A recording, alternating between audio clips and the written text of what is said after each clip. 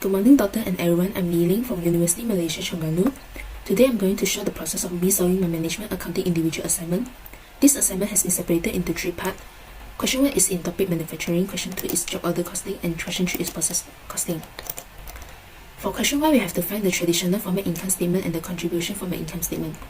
We have been given by all this data, from the sales variable cost to the fixed cost. This question is easy, so let's just key in all the data. For traditional format income statement, the sales is 12,000. The cost of goods sold is 6,000. By minusing the sales and the cost of goods sold, we can get a 6,000.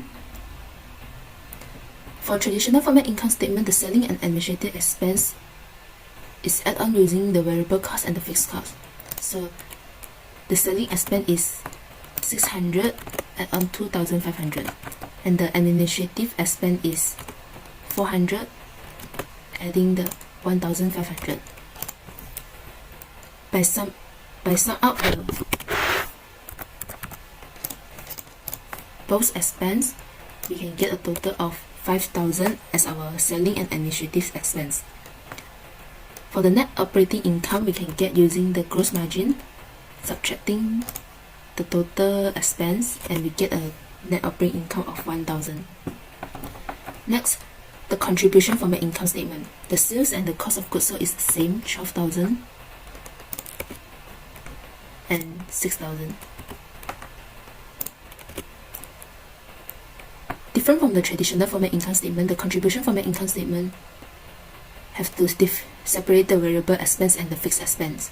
For variable selling expense is 600 and variable administrative expense is 400.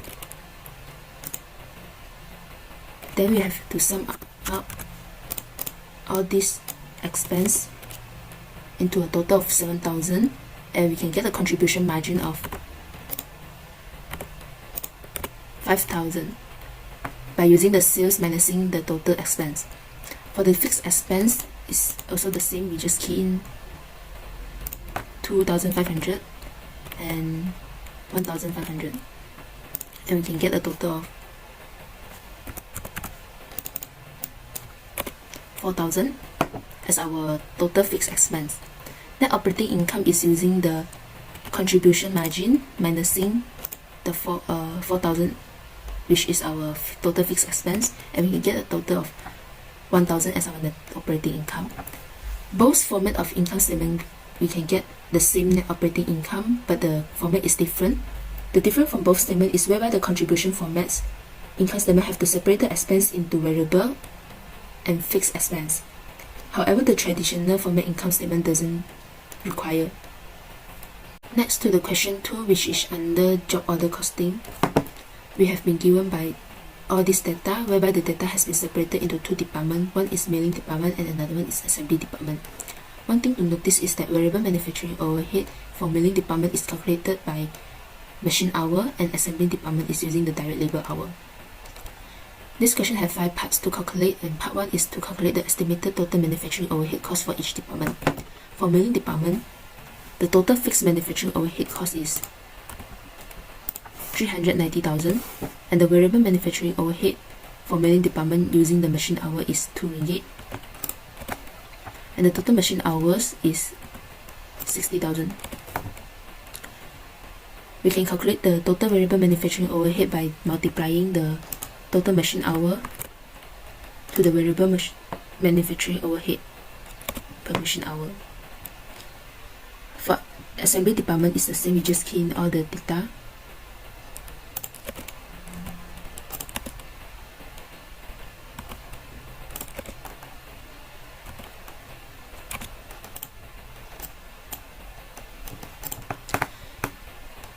To calculate the total manufacturing overhead, we can use the total fixed manufacturing overhead, adding the total variable manufacturing overhead, and we get 510,000 for the mailing department and 800,000 for the assembly department. For part 2, calculate the predetermined overhead rate in each department. The total manufacturing overhead for mailing department is 510,000. and the total machine hour or direct labours hour is 60,000. To calculate the predetermined overhead rate for milling department using the machine hour, we divide the manufacturing overhead with the total machine hours.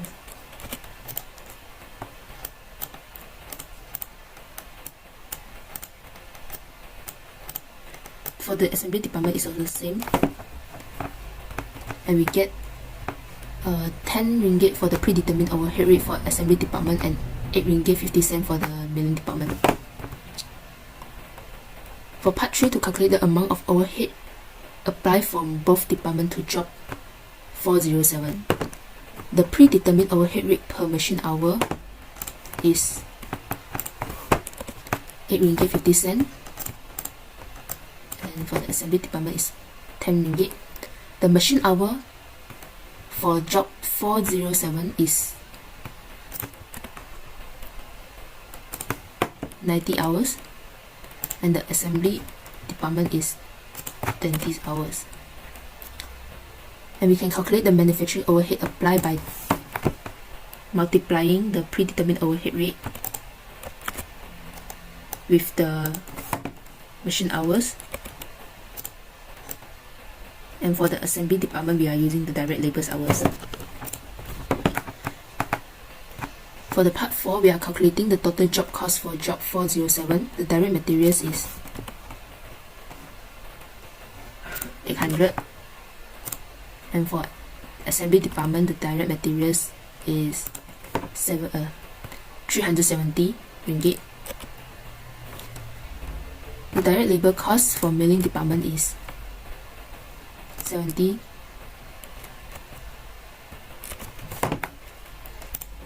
and the assembly department is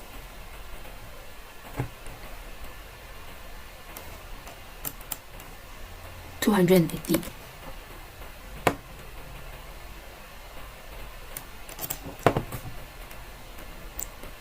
From here we can see the manufacturing overhead applied is the same as we get from the part 3, which is 765 for milling department and 200 for the assembly department. And we add up all the costs from both departments. The total cost of job 407 is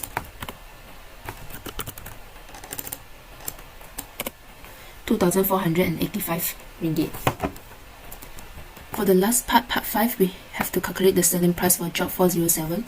The total cost of job 407 is 2,485, and the markup is 75%. To calculate the selling price of job 407, we have to multiply the total cost of job 407 to 175%, and we get 4,348 ringgit 75 cent. On to the next question, question 3 on process costing. We have been given all this data, and since the data look quite overwhelming, I'm going to section it out into a couple of sections.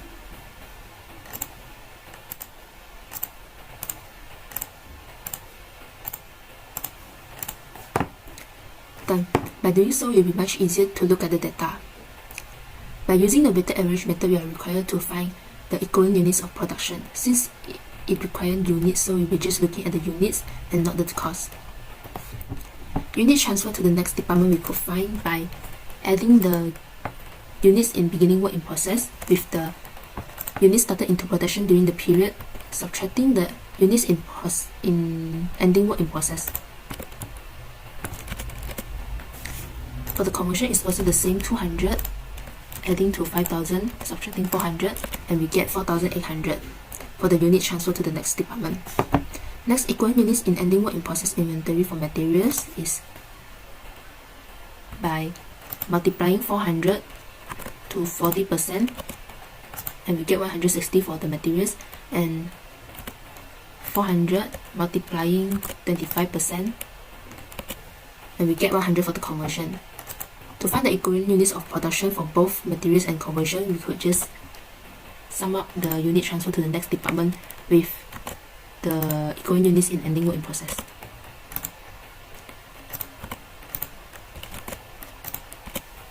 then we could be find 4,960 for the equivalent units of production for materials and 4,900 for the conversion. Next, on to the cost per equivalent units. Cost of beginning work in process inventory for materials is 9,600, and for conversion is 5,575. Cost added during the period for materials is 368,600, and for conversion is 350,900. Total cost for both are by adding the cost of beginning work in process to the cost added during the period, and we could find 378,200 for materials, and conversion is also the same method, and we will be getting the 356,475 total cost for conversion.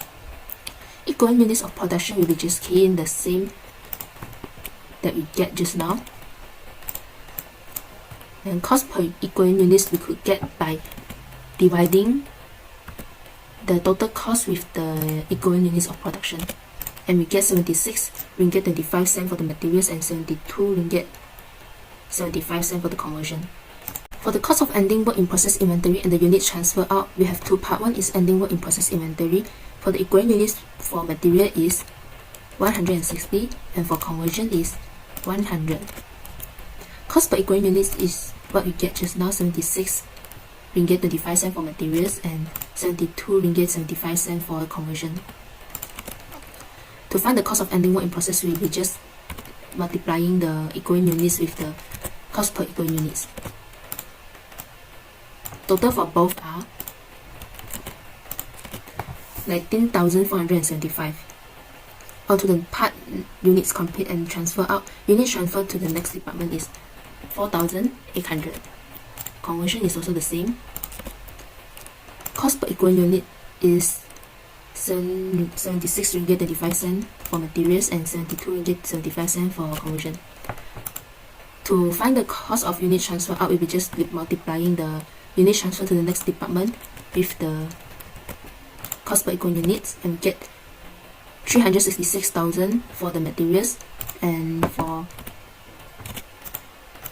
conversion we get 349,200, and the total for both are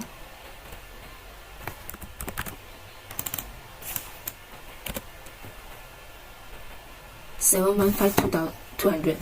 For the last part, cost reconciliation, we will find the cost to be accounted for. Cost of beginning work in process inventory is by adding the 9,600 with the 5,575, and we will be getting the 15,175. Next, cost added to the production during the period is by adding 368,600 with the 350,900, and we get 719,500. Total cost to be accounted for is to sum up both amount, and we get 734,675. Next, cost account for as follows. Cost of ending work in process inventory is 19,475, and the cost of unit transfer out is 715,200.